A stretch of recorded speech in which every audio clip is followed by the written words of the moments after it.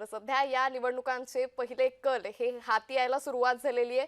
चर्चासत्राकडे वळूयात काथे सर. धन्यवाद अंकिता. चर्चेच्या निमित्तानं आपण पश्चिम बंगालच्याच बरोबर सर्व पाचही राज्यांचे निकाल कसे येतात, कुठल्या बाजूनं कुठलं राज्य मतदान करतंय ते पाहतोय. माझ्यासोबत असलेल्या मकरंद मुळेंना पटकन विचारायचं आहे. मकरंद मुळे, जर समजा ममता दीदींच्यासाठी कोणत्याही प्रकारे कुठलंही बलस्थान असेल तर ते महिला आणि मुसलमान हेच होतं. परिस्थिती कशा पद्धतीने बदलतीये ते आपण पाहतोय. आकड्यांमध्ये भारतीय जनता पार्टी पहिल्यांदा ऐतिहासिकरित्या 3 आकड्यांमध्ये आपला निकाल आणताना दिसते आहे. थोड्या वेळापूर्वी मुसलमानांनी ज्या पद्धतीने त्यांची भूमिका बदललेली सोमेन मुखर्जींनी सांगितली, ते म्हणाले त्याचं नुकसान तृणमूलला असेल. पटकन मकरंदराव. असं आहे की स्थानिक मुसलमान विरुद्ध बांगलादेशी घुसखोरी मुसलमान हा संघर्ष होताच. याचा फायदा भाजपला किती होईल म्हणण्यापेक्षा ह्या मतांचं जे विभाजन आहे डाव्यांना आणि काँग्रेसला झालंय का, ते जिंकतील की नाही मुद्दा नाही, झालंय का, त्याचा फटका तृणमूलला बसू शकतो आणि त्याचा फायदा त्यामुळे भारतीय जनता पार्टीला होऊ शकतो. म्हणून यावर्षीचं पश्चिम बंगालमधलं जे मुस्लिम मतदान आहे ते मला असं वाटतं की निश्चितपणे एक वेगळी भूमिका घेणारं असतं. साधारणपणे भाजपला हरवलं पाहिजे या भूमिकेतला मुस्लिम मतदाराचा जो विचार होता तो इथे बदललेला दिसतो. आपल्या सोबत असलेल्या ॲडव्होकेट चंद्रकांत बोसगर यांना बोलतं करूया. डाव्यांची परिस्थिती इतकी दयनीय होण्यामागे महिला आणि मुसलमानांनी तुमची साथ सोडणं हे कारण आहे का? असं तर मला वाटत नाही आहे. यंदाच्या निवडणुकीमध्ये निश्चितपणाने डाव्यांसोबत मायनॉरिटी सेक्शन मोठ्या प्रमाणात दिसतोय, प्रचारामध्ये दिसतोय. आणि लोकांना म्हणजे मायनॉरिटीच्या लोकांना वाटतंय की कॉन्स्टिट्यूशन आणि बाकीचे ह्यांचा जो संरक्षण आहे ते डावेच करू शकतात. आणि मुसलमानांना खऱ्या अर्थाने जर बंगालमध्ये जे करू शकतात ते डावेच करू शकतात. आणि त्यांच्या पण मग चंद्रकांतजी, याच्यात तसं आकड्यांमध्ये का दिसत नाही? तुम्ही म्हणताय तुमच्यासोबत मुसलमान आहेत, तुमच्यासोबत महिला आहेत, आकड्यांमध्ये का दिसत नाही? सर, आता आपण बघतोय की काँग्रेस 3 दाखवतं आणि अन्य 3. आता हे अन्य 3मध्ये कोण आहे? त्याच्यामध्ये डावेच असते, डावेच आहेत मला तर निश्चित वाटते. बरं, चर्चेला पुढे नेऊयात. मला विचारायचं आहे आपल्यासोबत असलेल्या सोमेन मुखर्जी यांना. सोमेन मुखर्जी, परिस्थिती फार काही बदलेल का आणि मुसलमानांच्या मताचा फरक कुणाला कशा पद्धतीनं फायदा तोटा घडवेल? हो, ते सांगण्याच्या अगोदर तुम्हाला एक विषयामध्ये सांगू इच्छितो की ह्यावेळी तुम्ही जर चुनावचा तुम्ही संघर्ष बघितली तर भाजप विरुद्ध तृणमूल, भाजप विरुद्ध ISI, भाजप विरुद्ध काँग्रेसचाही जमिनीवर लढाई झाली, संघर्ष झाला. तिथे म्हणजे खून नाही तरी मारहाण पण झाली. पण एक वैशिष्ट्य तुम्हाला लक्षात येईल की यावेळी कोणताही डाबी आणि तृणमूलचा एकही कोणताही संघर्ष जमिनीवर दिसली नाही. म्हणजे कुठे ना कुठे स्टेज मॅनेज होते हे दोघी पक्ष. हे दोघे पक्ष गेल्या वेळेला जेव्हा डाव्यांनी स्वतःची मतं त्यांनी फिरून घेतलं होतं तृणमूलच्या बाजूनी फक्त भाजपनं थांबवणं करतात, ते ह्यावेळी पण दिसलेलं आहे. पण ह्यावेळी त्यांचा तो कर्तृत्व किती त्यांना फायदेकारक होईल ते मला दिसत नाही. सोमेन यासाठी थांबवतोय कारण आकडे बदलले आहेत. भारतीय जनता पार्टी 125 पर्यंत पोहोचली आहे. 118 तृणमूल आहे. बंगालची परिस्थिती वेगानं बदलतीये. मात्र जे आकडे बदलत नाही आहेत ते काँग्रेस आणि अन्य यांचे आहेत. ते जवळपास एकमेकांच्या समान राहिलेले आहेत. 3-3 एवढाच आकडा आहे. आसामची परिस्थिती बदलतीये, त्याचबरोबर पुदुचेरीची परिस्थिती बदलतीये, तमिळनाडूची परिस्थिती बदलतीये आणि त्याच्याच जोडीला केरळची परिस्थिती पण बदलतीये.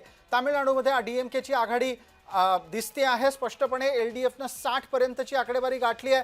तामिळनाडू आणि त्याच बरोबर इतर आकडेवाऱ्यांच्या अनुषंगाने येणारी माहिती आहे. LDFची 60 आकडेवारी थोड्याच वेळापूर्वी मी आपल्याला वाचून दाखवली. नवा तपशील आता आपल्यासमोर येतोय. पुदुचेरीमध्ये भारतीय जनता पार्टी 22 पर्यंत पोहोचलेली आहे. ही प्राथमिक आघाडी आहे. अनेक ठिकाणच्या आघाड्या आता वेगानं समोर येत आहेत. आसाममध्ये मात्र स्वबळावर सरकार भारतीय जनता पार्टी आणू शकते असं दिसतंय. त्यांच्या आघाडीला तिथे बहुमत मिळताना दिसतंय. चर्चेसाठी पटकन संध्या वालाखे यांच्यापर्यंत जायचंय. संध्या वालाखे, महिला आणि मुसलमान हे दोन्ही वर्ग जर समजा तृणमूलपासून दूर सरकले तर त्यांना काँग्रेस हा बंगालमध्ये पर्याय का वाटला नसावा? माझं स्वतःच असं मत आहे की हा समाज त्यांच्या सोबतच राहिला असावा. राहिला प्रश्न महिलांचा, तर वारंवार इथं उल्लेख केला जात आहे की 4 ते 4.5% मतदान हे महिलांचं वाढलं. आणि महिलांचं मतदान प्रत्येक राज्यांमध्ये भाजपाने कसं घेतलं हे सर्वश्रुत आहे. प्रत्येक ठिकाणी नवीन काहीतरी स्कीम काढल्या, त्यांना फसवल्या गेलं चुकीच्या पद्धतीने. या 3-4 राज्यांसाठी सुद्धा यांनी खोटं आरक्षणाचं बिल ठेवलं. अशा पद्धतीने आमिष दाखवूनच यांनी महिलांचे मतं घेतलेले आहे. महिला ह्या अजिबात भाजपाच्या बाजूनी नाही आहे. परंतु ज्या पद्धतीने यांनी हे आरक्षणाचं बिल ठेवलं होतं, ज्या पद्धतीने यांनी महिलांसाठी खोट्या स्कीम काढल्या, महिलांना प्रत्येक राज्यांमध्ये फसवल्या गेलं आणि त्यांना फसूनच हे जी मतदान आपण जर असं म्हणताय कदाचित- संध्याताई, आपण म्हणताय एक पटकन नवीन तपशील येतोय. अंकिता जाधव तो आपल्यापर्यंत आणतायत. निश्चित तामिळनाडू डीएमके आणि टीव्हीके मध्ये काटेकी टक्कर असल्याचं सध्या पाहायला मिळतंय. तर थलपती विजयच्या टीव्हीकेची 60 जागांवर आघाडी असल्याची माहिती सध्या समोर येते.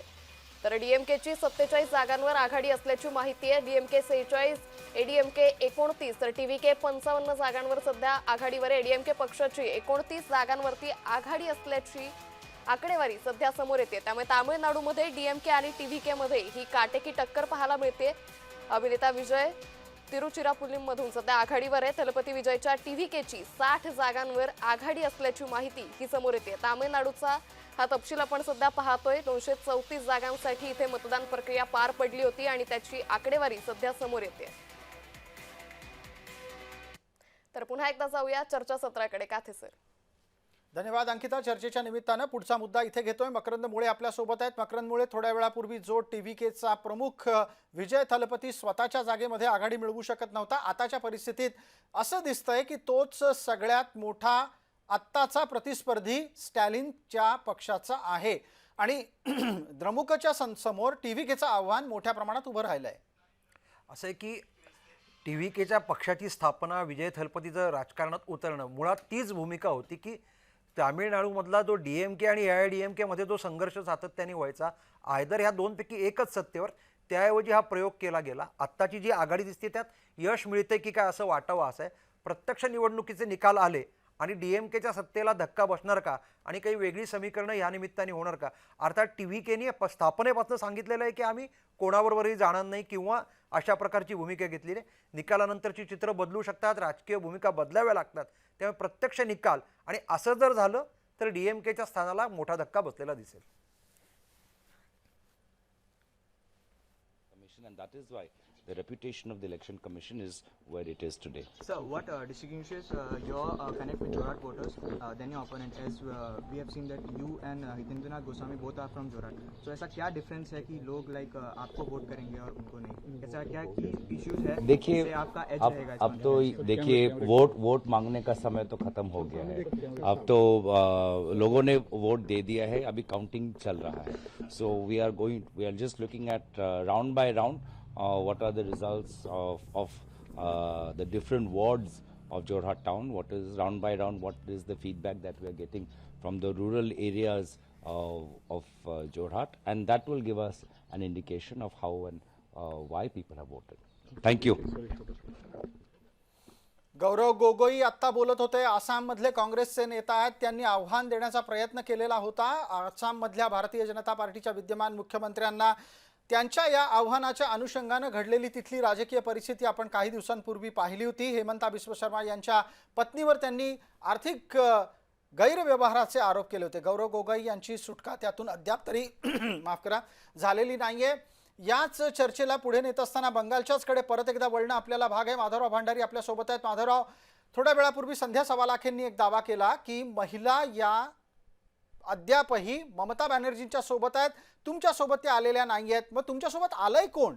124 पर्यंत भारतीय जनता पार्टी जर आत्ताच्या घडीला प्राथमिक आघाडीमध्ये पोहोचत असेल तर भारतीय जनता पार्टीच्या मागे उभा राहिलेला मतदारांचा वर्ग कुठला? माधवराव, एक तर असं आहे की काँग्रेसचे सर्वोच्च नेत्यांपासून शेवटच्या कार्यकर्त्यापर्यंत कोणीही दुर्दैवाने वस्तुस्थिती समजून घ्यायचा प्रयत्न करत नाही. पण ठीक आहे, त्यांचा विषय तो. मला काय त्याच्याबद्दल त्यांच्यावर टीकाही करायची नाही, काही आक्षेपही घ्यायचा नाही. त्यांना जे योग्य वाटतं ते करतात. वस्तुस्थिती अशी आहे की महिला वर्ग हा भाजपच्या पाठीशी देशभरात आहे. ते गेल्या सर्व निवडणुकांमध्ये पुन्हा पुन्हा दिसून आलं. पण पश्चिम बंगालच्या संदर्भात 2-3 वेगळे मुद्दे आपण लक्षात घेतले पाहिजेत. ते भारतामध्ये कुठेही आपल्याला पाहायला मिळणार नाहीत.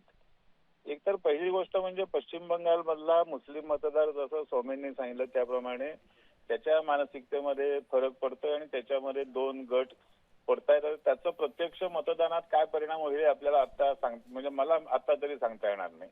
प्रत्यक्ष मतदानाच्या मतमोजणीनंतर ते चित्र स्पष्ट होईल.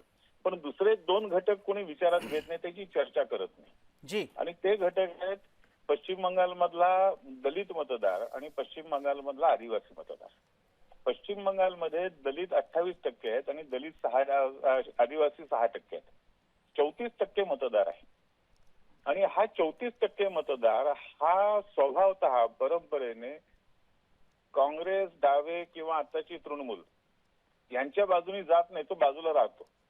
कारण या घटकाला फाळणीच्या आधीपासून म्हणजे 1940 पासून आजपर्यंत अत्याचारांचाच सामना करावा लागलेला आहे. आणि हे अत्याचार त्यांच्यावरती मुस्लिम फॅनेटिक्स जे होते त्यांच्याकडून होत आले. त्याला डाव्याने खत पाणी घातलं, त्याला काँग्रेसने संरक्षण दिलं, पण या सगळ्यांनी कुणीही दलितांना, आदिवासींना संरक्षण दिलं नाही.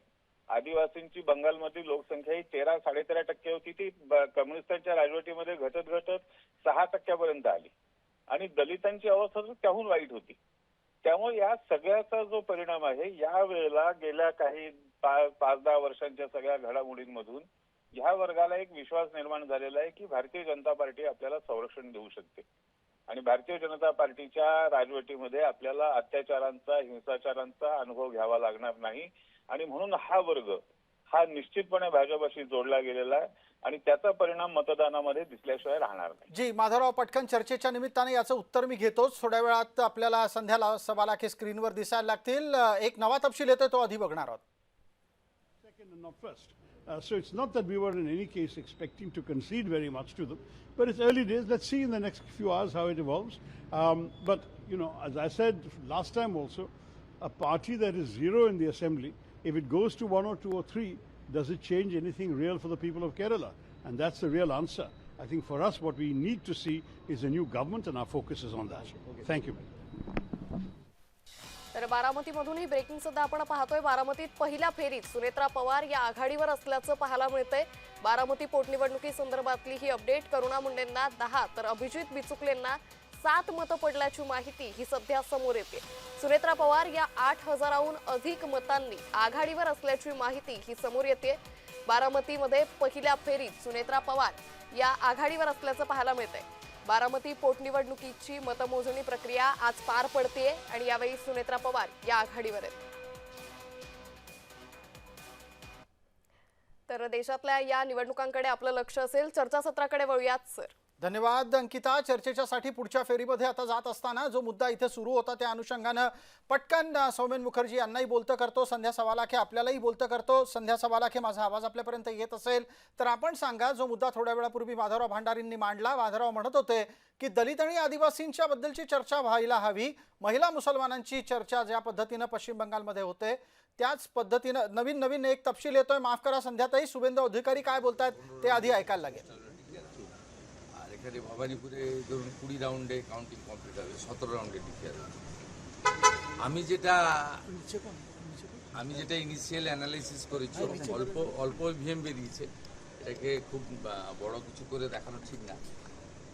তাতে হিন্দু ইভিএম বিজেপি আর মুসলিম ইভিএম। चर्चेला आपण जाऊयात. शुभेंदू अधिकारी बंगालीत बोलत होते, ते काय बोलतायत ते समजून घेऊ आणि आपल्यापर्यंत पोहोचू. संध्या सवालाखेंपर्यंत जाऊयात. महिला आणि आदिवासी यांचा कल कोणाकडे आहे? तुमच्याकडे तर ते दोघंही आलेले दिसत नाहीयेत. आमच्याकडे जरी आले नाही, परंतु आता हे जे दावा करतायत की आदिवासी लोकांवर अत्याचार केला, एससी लोकांवर अत्याचार केला, तर यांनी हे आकडे बघितले पाहिजे. 118 आणि 124 मी बघते आहे. मला सांगा, एवढं मतदान जे केलेलं आहे लोकांनी, काय त्यामध्ये आदिवासी लोक नसतील, एससी लोक नसतील? राहिला प्रश्न महिलांचा, मी वारंवार सांगते की भाजपा सोबत महिला नाहीच.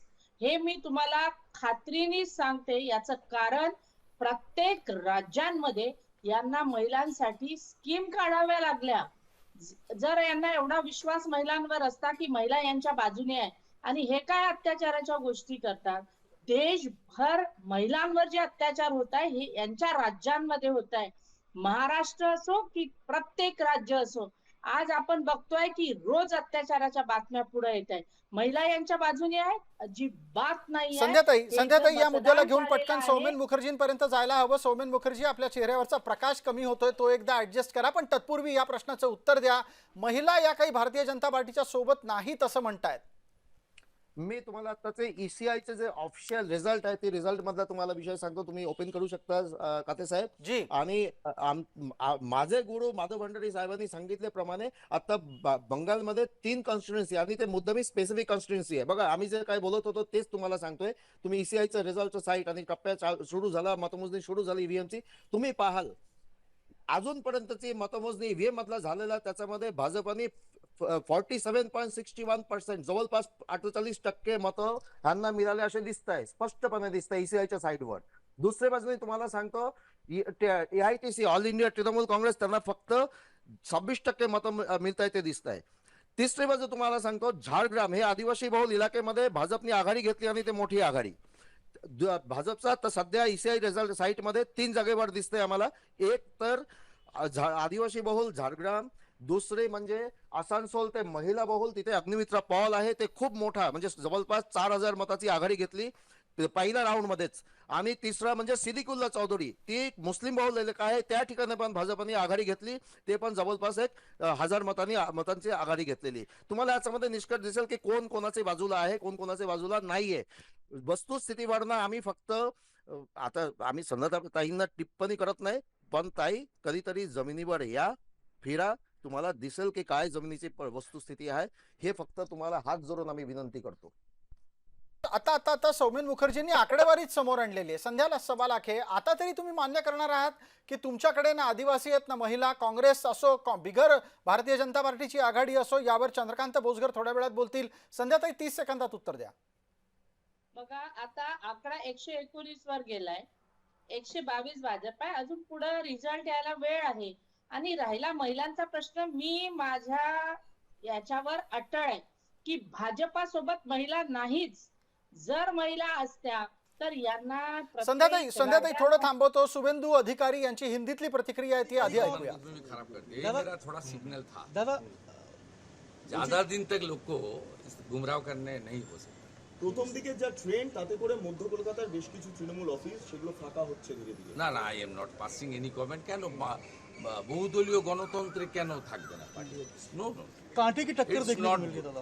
ওরা যে কালচার করেছে, দেখুন কুকুর মানুষের পায়ে কামড়ায়, মানুষ কখনো কুকুরের পায়ে কামড়ায়। ভারতীয় জনতা পার্টি এসবে বিশ্বাস করে না। বিরোধী পক্ষের যারা আছে তারাও করুন, একসঙ্গে কোনোভাবে হিংসা, কোনো উত্তেজনার মধ্যে যাবেন না, কোনো কিছু করবেন না। আমাদের স্টেট প্রেসিডেন্টও কাল বলেছে, আমিও আজকে বলছি, এগুলোর মধ্যে যাবেন না। বাংলার শান্তি চাই। তবে पटकन आता आपण चर्चेसाठी परत आपल्या सोबत असलेल्या मान्यवरांपर्यंत पोहोचतोय. मकरंद मुळे, याच बंगालच्या अनुषंगानं आपल्याला आसामचीही चर्चा करायची आहे. आसाममध्ये काँग्रेस अनपेक्षितरित्या का अपेक्षितरित्या याच पद्धतीच्या आत्ताच्या परफॉर्मन्सपर्यंत पोहोचली आहे. असं आहे की आसामच्या निवडणुकांचे निकाल भारतीय जनता पार्टी तिसऱ्यांदा जिंकणार हे निश्चित झालं होतं. कारण त्याच्याकरता परत हे निश्चित झालं होतं याचं कारण असं आहे की काँग्रेस हे ठीक आहे की प्रवक्ता म्हणून पक्षाचा धोरणकार म्हणजे समर्थक म्हणून भूमिका मांडणं वेगळं आहे, परंतु जिथं निवडणूक आहे तिथं काय तिथले कार्यकर्ते, तिथले नेते, तिथले समर्थक यांना वेगवेगळ्या प्रकारचं पाठबळ द्यावं लागतं, वैचारिक संघटनात्मक पाठबळ द्यावं लागतं, एक ठोस भूमिका घ्यावी लागते. परत एकदा काँग्रेस नेतृत्व ह्याच्यात कमी पडतंय का? प्रत्येक निवडणूक म्हणजे काँग्रेसलाही संधी देते की आपल्याकडे काय नेमकं कमी पडतंय आणि काय आधारे आपण आपल्या निवडणुकांचं. आपण जे म्हणाला त्या अनुषंगाने पटकन विचारतो संध्या 1.25 लाखेंना. संध्या 1.25 लाखे, आत्ताच्या घडीला पश्चिम बंगालच्या पराभवामुळे राहुल गांधी आपल्या पराभवाच्या निवडणुकींच्या पराभवाचं शतक पूर्ण करणार आहेत. अहो, वारंवार देशामध्ये जेवढे हे चालू आहे ना, राहुल गांधींचं अपयश नाही आहे. ही जी आमचा थेट आरोप आहे, ही जी ओट चोरी आहे आणि मत ज्या पद्धतीने गायब केले जातात, हे खरं त्याचं सत्य आहे. राहुलजी हे कालही जिंकलेले होते, आजही जिंकलेले आहे. आणि एक गोष्ट लक्षात ठेवा, एक दिवस सत्य मात्र देशाच्या समोर येणार आहे. एक दिवस सत्य समोर येईल असं म्हणून काँग्रेस स्वतःची समजूत काढतेय का माधवराव? चांगलं, त्यांना फक्त एक आठवण करून द्या, 1984 मध्ये राजीव गांधी 414 खासदार घेऊन लोकसभेत आले होते आणि 1989 मध्ये त्यांचे 414 वरून ते 200च्या आसपास आले. आता त्याची कारण त्यांनी कधीच शोधली नाहीत. त्याच्याबद्दल त्यांना कधी काय वाटलं नाही. बरं, त्यावेळेला तर वोट चोरी वगैरे काही नव्हतं, आम्ही कोणीच नव्हतो. जनतेने त्यांना नाकारलं, जनता त्यांना नाकारते. पण जनता मूर्ख आहे असं यांचं मत आहे. जाऊ दे, मला त्यांच्या काँग्रेसच्या भूमिकेबद्दल आणि काँग्रेसच्या मानसिकतेबद्दल काही न बोलणं हे सगळ्यात चांगलं आहे. माधवराव, याच त्यामुळे चर्चेला त्याच्यात- पुढे नेतो. पटकन आकडे कसे बदलतायत ते सांगतो. थोड्या वेळापूर्वी 124 पर्यंत गेलेला भारतीय जनता पक्ष आत्ताच्या घडीला 123 पर्यंत आलाय. तृणमूल 119 आहे. काँग्रेस जी 3 वर होती ती घसरून 2 वर आलेली आहे. अन्य 3 वर आहेत. चंद्रकांत भोसगर, चर्चेच्या अनुषंगानं आपल्याला माहिती पोहोचली आहे का की डावे नक्की काय करतायत बंगालमध्ये? डावे निश्चितपणाने मागच्या 5-7 वर्षापासून मी अगोदर पण सांगितलं आहे की निश्चितपणाने लोकांचे प्रश्न घेऊन आंदोलन वगैरे मध्ये त्यांचा हिस्सेदारी असतो. ते सतत पुढे असतात. आणि आता या निवडणुकीमध्ये पण आपण जर बघितलं तर 22 जे तरुण लोकांना आम्ही यंदा संधी दिलेली आहे आणि मोठ्या प्रमाणात तरुणांची संख्या प्रचारामध्ये दिसत होती. आणि निश्चितपणाने मला आशावादी आहे निश्चितपणाने. आणि हे दिसतंय चित्र हे नक्कीच बदलणार असं वाटतंय. आपण असं अद्यापही आशावाद बाळगून आहात. मला पटकन सोमेन मुखर्जी यांच्यापर्यंत जायचं आहे. सोमेन, काय परिस्थिती बदललेली ताजी माहिती येते? ECI रिझल्ट मध्ये पहिल्या टप्प्याचा यावर टोटल 10 जागेचे निकाल दिसते. त्याच्यामध्ये भारतीय जनता पक्ष 8 जागेमध्ये आघाडीवर. आणि आता मी सध्या ओपन करून पाहिली तर त्याच्यामध्ये प्रत्येक ठिकाणी ज्या ठिकाणी 8ही जागा आघाडीवर, EITC फक्त 1 जागा आघाडीवर आणि एक गोरखा प्रजातांत्रिक मोर्चा म्हणून दार्जिलिंगचे पक्ष आहेत त्यांनी 1 जागेवर आघाडीवर घेतलेला आहे. आणि ही 8 जी जागा भाजपने आघाडीवर स्वतः घेतले सध्या आहे तिथे प्रत्येक ठिकाणी जवळपास पहिल्या टप्प्यामध्येच 1000 ते 2000 मतांची आघाडी. सोमेन मुखर्जी, एक पटकन तपशील घेतोय, नवीन ऐकूयात. निश्चित एक मोठी अपडेट. पश्चिम बंगालमध्ये भाजप 123 तर तृणमूल काँग्रेस सध्या 119 वर आहे. तर तिकडे आसाममध्ये सुरुवातीच्या कलांमध्ये भाजपला बहुमत मिळाल्याचं पाहायला मिळतंय. पश्चिम बंगालमध्ये भाजपने 123चा आकडा गाठलाय तर तृणमूल त्या पाठोपाठ 119 वर सध्या पाहायला मिळतंय. तर आसाममध्ये सुरुवातीच्या कलांमध्ये भाजपला बहुमत मिळाल्याचं पाहायला मिळतंय. तर पुन्हा एकदा चर्चासत्राकडे वळूयात. धन्यवाद अंकिता या तपशिलाच्यासाठी. आपण आत्ताच्या घडीला जो नवा तपशील येतोय स्क्रीनच्या खालच्या बाजूला त्यात लक्ष घालणार आहोत आणि त्या अनुषंगानं चर्चा फार महत्त्वाच्या वळणाकडे जातीये. शुभेंदू अधिकारी आघाडीवर आहेत. जर शुभेंदू अधिकारी आघाडीवर असतील तर मला सोमेन मुखर्जी आपल्याकडून जाणून घ्यायचं आहे की शुभेंदू अधिकारींच्या आघाडीवर असण्याचा अर्थ काय? त्यांनी कोणाला मागे ढकललेलं आहे? शुभेंदू अधिकाऱ्यांचा आघाडी घेतल्याचं कारण आहे ते नंदीग्राम जागेवरचाही आघाडीवर आहे आणि भवानीपूर मधूनही ते आघाडीवर येणार आहे. ह्या बघा साहेब, अजूनपर्यंतचा आम्ही जे टक्केवारी पाहतोय तर ऑलरेडी भाजपनी 46-47% मतं घेतली आणि EITCच्या बाजूला पहिल्या फेऱ्या आले तर त्याच्यामध्ये फक्त 36% मतं त्यांच्या बाजूने दिसत आहे. म्हणजे सोमेन एक मुद्दा पटकन घेऊयात. आपण आत्ताच म्हणाला तसं नंदीग्राम मध्ये शुभेंदू अधिकारी आघाडीवर जात आहेत. याचा अर्थ त्यांनी कोणाला मागे ढकललंय? आणि जर ते भवानीपूर मधून आघाडीवर गेले तर ते ममता बॅनर्जींना मागे टाकतील. हो, कारण ह्यावेळी नंदीग्राम मध्ये जे प्रार्थींना पवित्र कर म्हणून आहे, पवित्र कर गेल्या इलेक्शन चुनावामध्ये शुभेंदू अधिकारींचा बाजूचे एकदम त्यांच्या जवळचे होते, भाजपचे पंचायत प्रधान होते, त्यांना ह्यावेळी तृणमूल पक्षाने फोडून घेतली आणि त्यांना तिकीट दिलेलं. आणि पण तरी ते आघाडीवर पिछाडीवर जाणारच होते. पवित्र कर TMCचे ते आता ते समोर येत आहे. आणि नंदीग्रामामध्ये शुभेंदू अधिकारींचे पकड खूप मजबूत आहे. त्यांना कुठे काही म्हणजे त्यांना हलवता येणार नाही TMC किंवा कोणत्याही पक्षाला. हे TMCचे उमेदवार आहे ते पिछाडीवर आहे नंदीग्राममध्ये. आणि सिंगूर म्हणजे एक अजून वेगळं भाजपचा अजून एक वेगळं तृणमूल काँग्रेसचा जो दुसरे आंदोलनाची एक भूमिका होती ममता बॅनर्जीचा, एक तृणमूल सिंगूर आणि एक नंदीग्राम होते ते सिंगूरमधूनही भाजप पुढे जात आहे दिसतंय. आपल्याकडे ते इन्फॉर्मेशन आलेलं आहे. सिंगूरमधनं डॉक्टर ऑडू पुढे ते पुढे जाता दिसतंय. या निमित्तानं पटकन एकदा माधवराव भांडारींपर्यंत पोहोचायचं आहे. माझ्यासोबत आपल्यासोबत असलेले भारतीय जनता पार्टीचे ज्येष्ठ नेता माधवराव भांडारी आहेत. माधवरावांनी बंगालवर त्यांचा विशेष अभ्यास तर प्रकाशित केलेला आहे. त्यांनी तो वारंवार आपल्या लेखनातूनही व्यक्त केलेला आहे. डाव्यांचा खरा चेहरा नावाचं त्यांचं पुस्तक आहे. माधवराव, या आत्ताची जी चर्चा आहे ती आहे सिंगूरची, भवानीपूरची आणि शुभेंदू अधिकारी यांच्या विद्यमान मतदारसंघाची सुद्धा. या सगळ्या ठिकाणाहून ज्या पद्धतीची आघाडी मिळतीये, ही आघाडी लोकांना रोजगाराचा प्रश्नही तेवढाच गंभीरतेनं भेडसावतो आहे. इतक्या वर्षात ना डावे हा प्रश्न सोडवू शकले ना ममता बॅनर्जी, असं म्हणायचं? ही तर वस्तुस्थितीच आणि पश्चिम बंगालचं दुर्दैव गेल्या 75-80 वर्षांचं. नंदीग्राम, सिंगूर या दोन्ही जागा ह्या पश्चिम बंगालच्या साठी ऐतिहासिक जागा आहेत की त्या ठिकाणी औद्योगिकरण होत असताना, त्या ठिकाणी रोजगाराच्या संधी उपलब्ध होत असताना डाव्यांनी आणि ममता बॅनर्जीने संघर्षाचं, अत्याचाराचं राजकारण करून औद्योगिकरण होऊ दिलं नाही. तिथे प्रकल्प येऊ दिले नाहीत. तिथला जो शेतकरी होता, शेतमजूर होता, त्याच्यावरती अत्याचार केले. तिथला शेतमजूर देशोधडी लागला. भूमिहीन शेतमजूर हा नंदीग्राम मधून, सिंगूर मधून पळून गेला आणि जो अल्पभूधारक शेतकरी होता त्यालाही पळून जावं लागलं. म्हणजे ह्यांची जी भाषा आहे की आम्ही समाजातल्या दुर्बल घटकांच्या बरोबर उभे होती, कायम खोटी होती, ढोंगीपणा होता.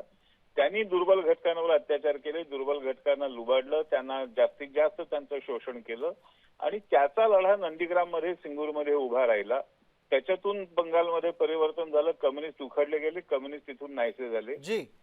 पण ते केल्यानंतर ममता बॅनर्जीने जी आश्वासनं दिली होती ती पुरी केली नाही. त्यांनी परत तोच पहिले पाडे 55 चालवले आणि त्याचा परिणाम आज नंदीग्राम मध्ये, सिंगूर मध्ये दिसतोय की आता ते नव्या वाटेला भाजपाच्या दिशेने आलेले आहेत. त्यांना भाजपाबद्दल एक विश्वास वाटतोय की भाजपाकडून. माधवराव, याच्यावरचं उत्तर लागेल. याच्यावरच्या उत्तरासाठी पटकन डाव्यांना बोलतं करू. ॲडव्होकेट चंद्रकांत बोसगर माझ्यासोबत मुंबईच्या स्टुडिओमध्ये आहेत. आपल्याला मान्य करावं लागेल, डाव्यांनी ज्या पद्धतीनं जे आश्वासनं दिली, जे स्वप्न दाखवली, ती स्वप्न ते पूर्ण करू शकले नाहीत. ना तुम्ही करू शकलात, ना तृणमूल करू शकली. हे बघा, हिस्ट्री इटसेल्फ स्पीक्स. बंगालमध्ये जे लँड रिफॉर्म झाले त्याचा सर्वात मोठा योगदान जो आहे लेफ्टचाच आहे आणि मोठ्या प्रमाणात लँड रिफॉर्म जे आहे बंगालमध्ये झालेले आहे आणि हे म्हणणं यांचं अगदी खोटं आहे. आणि इंडस्ट्रियलायझेशनचा जो प्रोसेस सुरू करण्यात आला होता तो पण लेफ्टच्या नेतृत्वाखालीच सुरू करण्यात आला. नॅनोचा प्रोजेक्ट आणण्याचा प्रयत्न सिंगूरमध्ये झाला आणि त्याच्या विरोधात डाव्यांचा म्हणजे इंडस्ट्रियलच्या विरोधात TMCच्या लोकांनी आणि बाकीच्या लोकांनी त्याच्यामध्ये हा संपूर्ण ह्याच्यामध्ये एक आंदोलन, खोटं लोकांसमोर एक चित्र निर्माण करून इंडस्ट्रियलच्या विरोधात आहे असं हे करून डाव्यांच्या सरकारच्या विरोधात ते. पण चंद्रकांतजी, तुम्ही म्हणजे अर्थात डावे बंगालमध्ये रोजगाराचा प्रश्न सोडवू शकले नाहीत हे तर मान्य करा. रोजगार निर्मित करण्यासाठी सर नॅनो प्रोजेक्ट जो आहे तो सिंगूरमध्ये आणण्याचा प्रयत्न केला होता आणि अनलेस इंडस्ट्रियलायझेशन सुरू होते रोजगार निर्माण कसा होणार. ठीक आहे, नवा तपशील येतोय. अंकिता जाधव आपल्यापर्यंत आणतायत. एक मोठी अपडेट सध्या समोर येते. तामिळनाडूमध्ये MK स्टॅलिन यांची सत्ता ही धोक्यात आल्याची माहिती सध्या समोर येते. तामिळनाडूमधली ही तपशील थलपती विजय यांच्या TVKची 86 जागांवर आघाडी असल्याचं सध्या पाहायला मिळतंय. त्यामुळे DMK 52 तर ADMK सध्या 55 जागांवर आघाडीवर असल्याचं पाहायला मिळतंय. तामिळनाडूमध्ये MK स्टॅलिन यांची सत्ता यामुळे चांगलीच धोक्यात आलेली आहे. तामिळनाडूमधली ही आकडेवारी सध्या समोर आलेली आहे. थलपती विजय यांच्या TVKनं 86 जागांवर आघाडी घेतलेली आहे. तर पुन्हा एकदा चर्चासत्राकडे वळूयात का. धन्यवाद अंकिता या तपशिलाच्यासाठी. तामिळनाडूमधला हा बदल का होतोय, पटकन मकरंदमुळे 1 मिनिट. असं आहे की हा जो बदल आहे तो मुळातच DMKचं जी काही म्हणजे स्टॅलिन यांची जी भूमिका होती सातत्याने, पेरियार जो विचार मांडला होता, परत एकदा देशभरात जे सगळे बदल होत आहेत ते वैचारिक स्तरावरही बदल होत आहेत. एकीकडे आपली सांस्कृतिक मुळं शोधण्याचाही प्रयत्न होतोय. अशा पार्श्वभूमीवर स्टॅलिनची एक सातत्याने द्रविड सेंट्रिक भूमिका आणि त्याला ती एका मर्यादेपर्यंत मांडायला हरकत नाही, एक संकुचिततेकडे घेऊन जात होते. मतदार ते नाकारण्याच्या मानसिकतेत आहे की काय असं आता खरं म्हणजे DMKच्या समोर. पण बकरनजी, एक गोष्ट तामिळनाडूच्या बाबतीमध्ये अशी दिसून येते की तिथं नावं बऱ्याचदा वाटतात भारतीय, असतात ती माणसं ख्रिश्चन. विजय थलपतीच्या बाबतीत काय वेगळं आहे? विजय, तुम्ही म्हणालात मुळं शोधण्याचा प्रयत्न झालाय, कसं काय असू शकतं असं आहे की विजय थलपती म्हणजे परत एकदा याच्यावर आता फार वेळ आपल्याकडे नसतो, अशा सगळ्या चर्चा इतक्या वैचारिक होत नाही. मुळात मतदारांना बदल हवा आहे. तो बदल DMKने जी काही आश्वासनं त्यावेळी दिली होती, DMKची जी भूमिका होती, सातत्याने पक्ष प्रादेशिक आहे, पण राष्ट्रीय स्तरावरची जी सुद्धा DMKची भूमिका आहे ती एका अर्थाने काहीशी फुटीरतावादाकडे घेऊन जाणारी भाषा आहे की काय, इथपर्यंत शंका येते. आणि अशा वेळी मतदार पर्याय शोधतो. हा पर्याय म्हणजे अंतिम आहे असं नसतं, पण पर्याय शोधण्याचा प्रयत्न करत असतो. तो कदाचित मतदार शोधत असावा. आपण असं म्हणताय की बदल हवा आहे आणि तोच बंगाल आणि तामिळनाडूचा निरोप आहे की आम्हाला बदल हवा आहे. आता पटकन एक काँग्रेसला संधी देऊयात आणि विचारूयात की जर समजा बंगाल आणि तामिळनाडूमध्ये लोकांना बदल हवा असेल तर लोक भविष्यात कुठे कुठे अजून बदल करू शकतात. येत्या काळातल्या निवडणुका उत्तर प्रदेशात आहेत. संध्याताई यांच्या मतानुसार तर म्हणजे यांच्या म्हणणं आहे की लोकांना परिवर्तन पाहिजे, देशभरातल्या लोकांना परिवर्तन पाहिजे, मात्र पर्याय यांच्याकडे भाजपच उरलाय. म्हणजे हे कोणाला मान्य होईल का? आता ज्यांनी पश्चिम बंगालच्या बाबतीत बोलले की तिथे विकास झाला नाही की होऊ दिला नाही. कोणीतरी सांगितलं की एकेकाळी आमच्या 200 जागा होत्या, 0 वर तुम्ही सुद्धा होते, 1 वर तुम्ही सुद्धा होते, परंतु तुम्हाला कळलं नाही का? आम्हाला कळलं, परंतु तुम्ही ते स्लो पॉइझन देत होते हे कोणाच्या लक्षातच आलं नाही. तुम्ही जे स्लो पॉइझन सुरू केलेलं होतं, कारण काँग्रेस पक्ष ही एक विचारधारा आहे आणि त्या विचारधारामध्ये अशा विचाराला कुठं थारा नाही, कधी डोक्यामध्ये सुद्धा आलं नाही. आणि आता तामिळनाडू असो, पश्चिम बंगाल असो, आसाम असो, त्याचे जे रिझल्ट येत आहेत बघा, आम्हाला माहिती होतं, निश्चित माहिती होतं, कारण ज्या पद्धतीचं मी वारंवार सांगते की ज्या पद्धतीचं हे लोक सांगतात की देशामध्ये परिवर्तन पाहिजे, परिवर्तन होत असताना असं कधीही होत नसतं की देशभरातली जनता ही फक्त भाजप आणि भाजपकडेच वळेल.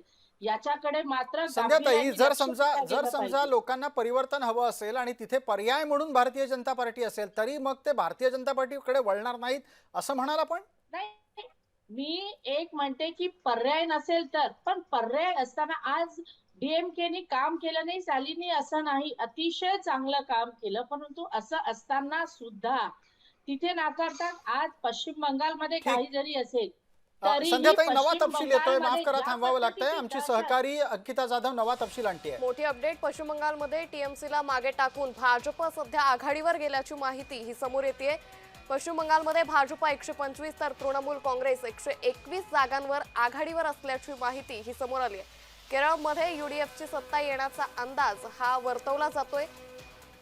तर आसाममध्ये सुरुवातीच्या कालांमध्ये भाजपला स्पष्ट बहुमत मिळाल्याचं सध्या पाहायला मिळतंय.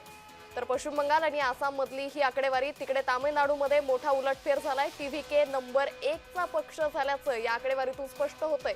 त्यामुळे एकंदरीतच हे चित्र सध्या बदलताना पाहायला मिळतंय. पश्चिम बंगालमध्ये भाजप सध्या 125 आघाडीवर आहे, तृणमूल काँग्रेस त्या पाठोपाठ 121. तर तिकडे थलपती विजय यांच्या TVKची 86 जागांवर आघाडी असल्याचं पाहायला मिळतंय. तामिळनाडूमधलं चित्र बदलतंय. TVK सध्या पुढे, तर DMK 52, ADMK ही त्या पाठोपाठ असल्याचं पाहायला मिळतंय. तर इकडे राज्यातील तपशील आपण पाहतोय. बारामतीत सुनेत्रा पवार यांचा एकतर्फी विजय हा जवळपास निश्चित झालाय. मताधिक्याची औपचारिकता फक्त बाकी असल्याची माहिती ही बारामती पोटनिवडणुकीतून समोर येते. तर या संदर्भात अधिक तपशील घेऊयात आमचे प्रतिनिधी नवनाथ बोरकर यांच्याकडून. नवनाथ, सुनेत्रा पवारांचा विजय जवळपास निश्चित झालाय, काय अधिक अपडेट? नक्कीच अंकिता, खऱ्या अर्थाने आता बारामती पोटनिवडणुकीची तिसरी फेरी जी आहे ते पूर्ण झालेली आहे. यामध्ये 26,773 मतांनी जे आहे ते सुनेत्रा पवार आघाडीवर आहेत. खऱ्या अर्थाने त्यांच्या विरोधात जे 22 उमेदवार आहेत त्यांना अवघे 10, 20, 30 अशा प्रकारचे मत मिळत आहे. यामुळे सुनेत्रा पवार यांचा एकतर्फी विजय जो आहे तो निश्चित आहे. आणि त्यामुळे एकंदरीतच अगदी काही वेळातच सुनेत्रा पवारांचा विजय हा निश्चित झाल्याचं पाहायला मिळेल. या संदर्भातले अपडेट घेत राहू. तुर्तास धन्यवाद नवनाथ आपण दिलेल्या सविस्तर माहितीसाठी. तर राज्यामधली ही स्थिती आपण पाहतोय. बारामतीत सुनेत्रा पवार यांचा एकतर्फी विजय हा निश्चित झालेला आहे. तिकडे राहुरीमधली ही अपडेट आपल्या समोर येतच राहील. राहुरीमध्ये तिसऱ्या फेरी अखेर भाजप आघाडीवर गेल्याचं सध्या पाहायला मिळतंय. तर पुन्हा एकदा देशातल्या या निकालासंदर्भातल्या चर्चासत्राकडे वळूयात. धन्यवाद अंकिता या सगळ्या तपशिलाच्यासाठी. पटकन आपण आकडे पाहतोय स्क्रीनच्या वरच्या बाजूला तुम्हाला दिसते ती बंगालची आकडेवारी आहे. पश्चिम बंगालमधला हा अत्यंत महत्त्वाचा बदल आहे. ज्याच शब्दानं ममता बॅनर्जी गेल्या काही काळामध्ये चर्चेत होत्या त्यातला शब्द होता परिवर्तन. हा परिवर्तन शब्द आता त्यांच्याच विरोधात गेलेलं दिसतंय. बंगालातली परिस्थिती आहे, भारतीय जनता पार्टी 125 आहे आणि तृणमूल 121. आपल्याला स्क्रीनच्या दुसऱ्या बाजूला जो आकडा येतोय तिथेही लक्ष द्यायचं आहे. आसाम, पुदुचेरी, तामिळनाडूतले आकडे आहेत. तामिळनाडूमध्ये चमत्कारिक पद्धतीनं TVKनं सगळ्यांपेक्षा जास्त आकडे घेतलेले दिसत आहेत. अर्थात ही परिस्थिती त्रिशंकूकडे जाईल का हे लक्षात घ्यायला हवं. पुदुचेरीचा आकडा आहे, अपेक्षेप्रमाणे भारतीय जनता पार्टी आघाडीवर आहे. पुदुचेरीच्या नंतरचा येणारा तपशील आपण पाहणार आहोत. आसाममध्ये अपेक्षेप्रमाणे भारतीय जनता पार्टी आघाडीवर आहे आणि अपेक्षेप्रमाणे भारतीय जनता पार्टीची आघाडी तिथे स्वबळावर सत्तेत येण्यासाठी पुरेसा आकडा मिळवताना दिसतेय. तामिळनाडू आहे, आसाम आहे. TVKच्या संदर्भातला महत्त्वाचा बदल तिथे का झालाय याचं एकदा विश्लेषण पटकन जाणून घेऊ. माधवराव आपल्यासोबत आहेत. बंगालच्या पलीकडे जाऊन तामिळनाडूमधल्याही विषयावर ते आपल्यासोबत बोलतील आणि त्याच निमित्तानं टीव्हीच्या स्क्रीनवर आता आपल्यासोबत माधवरावांची प्रतिक्रिया येत असताना आपल्याला स्टॅलिन आणि TVKचे सर्वेसर्वा आत्ताचे यांची दृश्य दिसतील. माधवराव, मला आपल्याला विचारायचं आहे, तामिळनाडूमध्ये लोकांनी एका स्टारला, एका चित्रपटातल्या नेत्याला का निवडलं असावं? तामिळनाडूच्या राजकारणावर चित्रपट कलाकारांचा प्रभाव प्रचंड आहे. आपण गेले जवळजवळ 50-70 वर्ष तर बघतोच आहोत. ते राजकारण त्यांच्या होती फिरत राहतं. तामिळनाडूमध्ये विकासाचा मुद्दा फार मोठा बनला असं मला स्वतःला वाटत नाही. पण तामिळनाडूमध्ये खरा मुद्दा जो बनलेला आहे तो सांस्कृतिक राष्ट्रवादाचा आणि हिंदुत्वाचा मुद्दा त्या ठिकाणी मूळ धरतोय असा या परिवर्तनाचा अर्थ मानला पाहिजे. कारण गेली 3-4 वर्ष मी एक निरीक्षण करतोय तामिळनाडूच्या वेगवेगळ्या शहरांमध्ये हिंदू भजन करणं, हिंदू समारंभ करणं या सगळ्याचा एक नवा प्रवाह सुरू झालाय आणि ते उघड म्हणजे तुम्ही जर YouTube कधी तपासलं तर चक्क मराठी अभंग गात रस्त्यावरून फिरणारे समूह आपल्याला पाहायला मिळतात आणि त्यांच्यावरती गर्दी असते. माधवराव, आपण म्हणताय तामिळनाडूमध्ये मराठी अभंग गायले जात आहेत? हो, अगदी उत्तम. आणि तुम्हाला त्याचे अनेक YouTubeचे संदर्भ मी पाठवून देईन की जे लाईव्ह आहेत आणि त्याला प्रतिसाद आहे प्रचंड. या सगळ्या बदलाची नोंद आपल्याकडे दुर्दैवाने घेतली जात नाही. पण तामिळनाडू मधल्या सर्वसामान्य जनतेची मानसिकता बदलते आणि दुसरं त्या भागामध्ये हिंदू देवळांच्या बाबतीत द्रमुकने जे उद्योग केले आणि त्यांच्यावरती ज्या पद्धतीने त्या मंदिरांचं शोषण करण्याचं काम चालवलंय त्याची सुद्धा एक सुप्त प्रतिक्रिया जनतेच्या मनामध्ये होती. ती हळूहळू वाढत गेली आणि त्यामुळे सगळं एका अर्थाने तामिळनाडू मधला हा एक खूप मूलभूत बदल आहे. गेल्या म्हणजे मला स्वतःला असं वाटतं की गेल्या 100-1 वर्षामधला हा सगळ्यात मोठा बदल हा तामिळनाडूच्या मानसिकतेमध्ये व्हायला सुरुवात झाली. माधवराव, माफ करा, थांबवतो. नवा तपशील येतोय. नवा तपशील आपल्याला घ्यायचा आहे. पटकन अंकिता जाधव. पश्चिम बंगालमध्ये भाजप 125 तर तृणमूल काँग्रेस 124 वर पाहायला मिळतंय. तर इकडे राज्यातली राहुरी मधली स्थिती आपण सध्या पाहतोय. राहुरी पोटनिवडणुकीत अक्षय कर्डिले हे 14,711 मतांनी आघाडीवर असल्याचं पाहायला मिळतंय. तर आज बारामती आणि राहुरी पोटनिवडणुकीची ही मतमोजणी होतीये. भाजपच्या अक्षय कर्डिलेंना 16,826 मतं मिळाल्याचं पाहायला मिळतंय. शरद पवार गटाचे गोविंद मोकाटेंना 2,141 मतं पडल्याची ही माहिती सध्या समोर येते. तर या संदर्भात अधिक अपडेट घेणार आहोत आमचे प्रतिनिधी जयेश सावंत यांच्याकडून. जयेश, राहुरी पोटनिवडणुकीमध्ये सध्या अक्षय कर्डिलेंनी चांगलीच आघाडी घेतली आहे, काय अधिक अपडेट? नक्कीच अंकिता, जर आपण बघितलं तर राहुरी विधानसभा पोटनिवडणुकीतील चौथी फेरी जी आहे त्या चौथ्या फेरी आणि आता जी आकडेवारी समोर येते त्यामध्ये 17,123 मतांनी जे आहेत भारतीय जनता पार्टीचे अक्षय कर्डिले आता आघाडीवर आहेत आणि मोठा फरक जो आहे आकडेवारीचा या चौथ्या फेरी अंती दिसून येतोय. आणि एकंदरीत आत्ताच्या 4 फेऱ्यानंतर जर बघितलं तर भारतीय जनता पार्टीचा उमेदवार हा आघाडीवर आहे. अंकिता, या संदर्भातले अपडेट घेत राहू. तुर्तास धन्यवाद जयेश आपण दिलेल्या सविस्तर माहितीसाठी. त्यामुळे बारामतीमध्ये सुनेत्रा पवार आघाडीवर आहे तर दुसरीकडे राहुरीमध्ये सध्या अक्षय कर्डिले हे आघाडीवर असल्याचं पाहायला मिळतंय.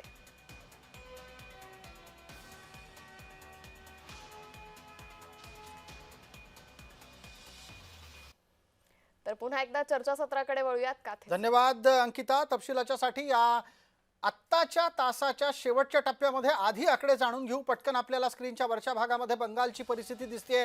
पश्चिम बंगालमध्ये भारतीय जनता पार्टी आणि तृणमूल यांच्यातली चुरस आहे. 128 भारतीय जनता पार्टी आणि त्याच्याच जोडीला तृणमूल 124. 4 जागांचा फरक आहे. काँग्रेसनी अनपेक्षितरित्या 6 जागांपर्यंत आघाडी घेतलेली दिसते. अन्यचा आकडा 5 पर्यंत पोहोचलेला आहे. उजव्या बाजूला स्क्रीनच्या तुम्हाला दिसणारी आकडेवारी ही इतर 4 राज्यांची आहे, ज्याच्यामध्ये केरळमध्ये LDFची आघाडी आहे. याच्यानंतर येणारा आकडा आता आपल्याला दिसेल तो आहे पुढच्या राज्याचा, ते आहे पुदुचेरी. भारतीय जनता पार्टीची आघाडी 22 जागांची आहे.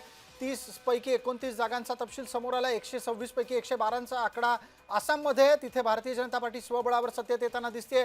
तामिळनाडूमधला सगळ्यात महत्त्वाचा बदल अत्यंत आश्चर्यकारक आहे. तो तसा अपेक्षित पद्धतीनं व्यक्त सुद्धा केला गेलेला होता. TVKनं 96 जागांपर्यंत आघाडी घेतली आहे. केरळमध्ये LDF आघाडीवर आहे. या चर्चेच्या पुढच्या टप्प्यात जाताना मला पटकन विचारायचं आहे, आधी सौमेन मुखर्जी आपल्यासोबत आहेत. पश्चिम बंगालच्या संदर्भातला सगळा तपशील मराठीमध्ये देणारा बंगाली माणूस, बंगाली येणारा मराठी माणूस असंही त्यांना म्हणता येईल. मला पटकन विचारायचं आहे सौमेन, परिस्थिती इतक्या वेगानं बदलत असून सुद्धा दोन्ही पक्ष 3 आकडे अद्यापही कायम ठेवून आहेत का असं?